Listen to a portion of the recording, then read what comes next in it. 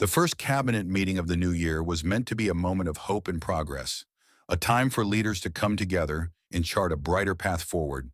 But within the halls of Westminster, there was no hope to be found. Instead, the air was thick with tension, a kind of suffocating heaviness that only arises when decades of buried truths begin to claw their way to the surface.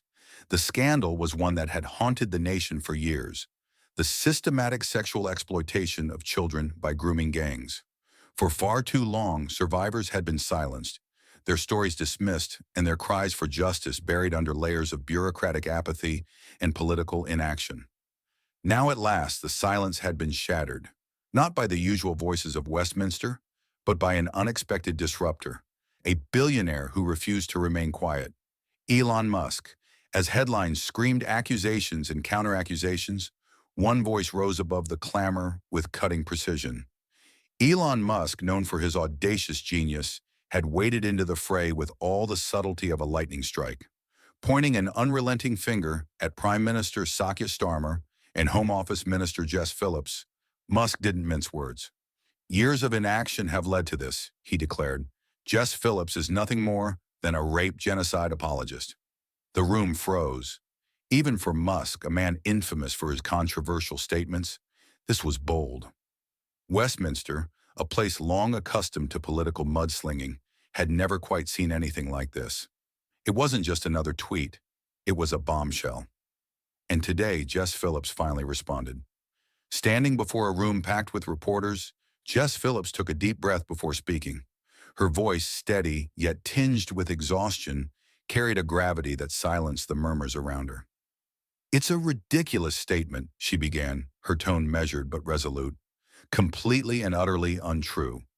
Over the years, I've had men say far worse things about me, but after the initial shock fades, you start to reflect on how it affects your week, your life. And then you realize you can't let these people silence you. You've got a job to do, and you just carry on." Her words landed with weight, but there was something deeper in her demeanor, something personal. For Jess Phillips, this wasn't just about politics. It was about integrity. It was about purpose. And perhaps most importantly, it was about honoring the survivors whose stories she had vowed to fight for. While Phillips addressed the fallout, Elon Musk remained unapologetic. From his headquarters thousands of miles away, his voice reverberated across the Atlantic with the kind of authority only a billionaire disruptor could wield. For Musk, this wasn't merely a political debate. It was a battle against what he described as systemic failure. Critics labeled him dangerous, opportunistic, even erratic. But his defenders argued that Musk's unorthodox methods forced conversations that others had long avoided. Love him or hate him, Musk was reshaping the rules of public accountability. And Westminster, entrenched in tradition, was struggling to keep up. Far from Westminster's polished chambers, the town of Oldham stood as a somber testament to the issue at hand. For years, local councillors like independent member Brian Hoban had fought tirelessly for justice. They had pleaded for public inquiries, only to face rejection after rejection, first from the Conservative government and then, more recently, from Jess Phillips herself. Speaking to reporters, Hoban's frustration was palpable. "I'm glad this is finally on the agenda," he admitted, his voice heavy with weariness.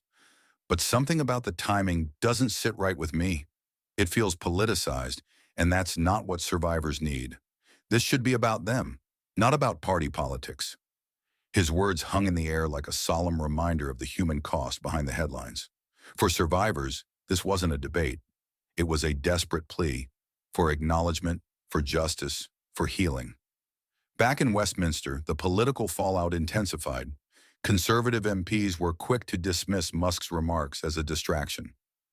"The media is obsessed with Elon Musk's tweets," one minister scoffed, waving off the controversy.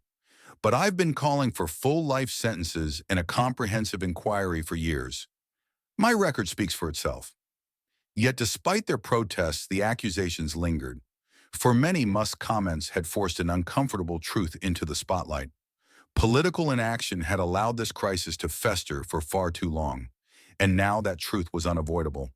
Amid the political chaos, the voices of survivors began to break through, quiet but powerful. One survivor, speaking anonymously, shared her story. Her words were haunting. For years, I felt invisible.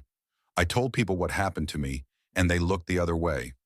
I started to believe I wasn't important enough to matter.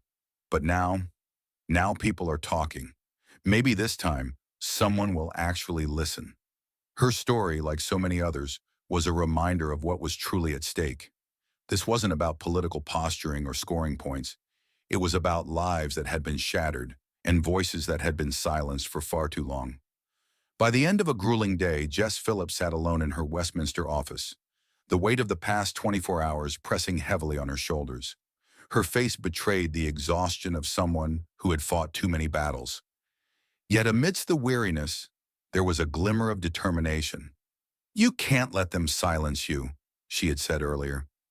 Now she repeated the words softly to herself. Musk's accusations, the relentless media attention, the political back and forth, it was all noise. And beneath that noise was a mission that mattered far more. Leaning forward, Phillips began drafting notes for the next day's Commons vote. Tomorrow would bring new challenges and louder voices. But for tonight, she focused on one goal, ensuring that survivors would finally see justice.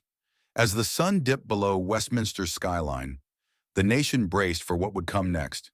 In the Commons, a fierce battle loomed as conservatives prepared to force a vote on a public inquiry.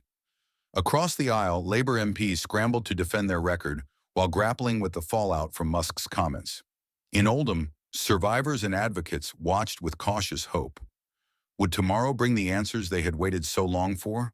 Or would politics, once again, overshadow their stories? By the time midnight arrived, the halls of Westminster were quiet, but across the country the conversation roared on. Musk's words, Phillips' defiance, and the haunting stories of survivors had ignited a debate the nation could no longer ignore. One survivor summed it up simply: "This isn't about Elon Musk or Jess Phillips. This is about us, and it's about time someone listened."